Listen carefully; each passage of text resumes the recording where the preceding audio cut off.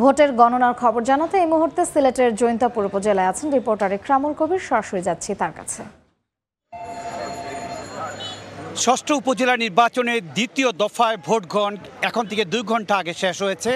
এই মুহূর্তে ভোট গণনা চলছে। আমি আছি সিলেটের জৈন্তাপুর উপজেলায় এবং সিলেটের জৈন্তাপুর, গোয়াইনঘাট এবং কোম্পানিগঞ্জ এই 3টি উপজেলা সহ সিলেট বিভাগের 10টি উপজেলায় অত্যন্ত শান্তিপূর্ণভাবে নির্বাচন অনুষ্ঠিত হয়েছে। 2-1টি ছোটোখাটো ঘটনা যেগুলো ভোট কেন্দ্রের ভিতরে নয় বা বুথের ভিতরে নয়, বাইরে টুকটাক ঘটনা ছাড়া তেমন কোনো ঘটনা এখন পর্যন্ত ঘটেনি। এখন পর্যন্ত একেবারে শান্তিপূর্ণভাবে সিলেটের 3টি উপজেলা সহ সিলেট বিভাগের 10টি উপজেলা নির্বাচন অনুষ্ঠিত হয়েছে। আমি আছি সিলেটের হরিপুর বহুমুখী উচ্চ বিদ্যালয় জৈন্তাপুর যে উপজেলা, সেই উপজেলার, এবং এই উপজেলার 46টি ভোট কেন্দ্র রয়েছে। 1,34,000 ভোটার রয়েছে। তারা আজকে দেখেছি আমরা অত্যন্ত শান্তিপূর্ণভাবে ভোট প্রদান করেছে। আমরা কোনো সেন্টারে দেখেছি 50 ভাগের 40% কিংবা কম বেশ হয়েছে, গড়ে প্রায় 50 ভাগের কিছু বেশি ভোট অনুষ্ঠিত পড়েছে। ভোট ক্ষেত্রে সবাই মোটামুটি শান্তিপূর্ণভাবে তাদের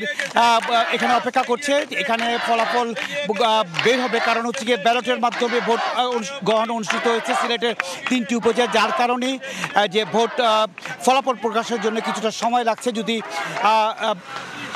ব্যালট ছাড়া ইভিএমে হতো তাহলে হয়তো এত সময় লাগতো না। ব্যালটের মাধ্যমে ভোট গ্রহণের কারণে কিছুটা সময় লাগছে। এই উপজেলায় 1,34,611 জন ভোটার তাদের ভোটাধিকার প্রয়োগ করেছে এবং 5 জন চেয়ারম্যান, 8 জন ভাইস চেয়ারম্যান এবং 3 জন নারী ভাইস চেয়ারম্যান পদে প্রতিদ্বন্দ্বিতা করছে এই উপজেলায়, জৈন্তাপুর উপজেলায়। এবং জৈন্তাপুর উপজেলা আমরা দেখেছি সকাল থেকে অত্যন্ত উৎসাহ উদ্দীপনার মধ্য দিয়ে ভোটাররা তাদের ভোটাধিকার প্রয়োগ করছে।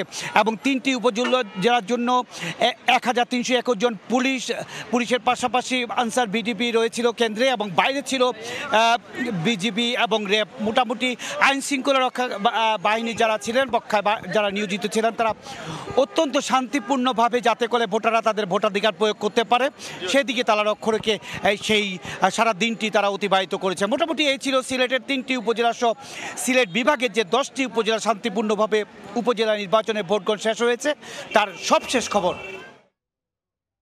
ভোট গণনার সবশেষ খবর জানতে সরাসরি ছিলাম সিলেটের জৈন্তাপুরে।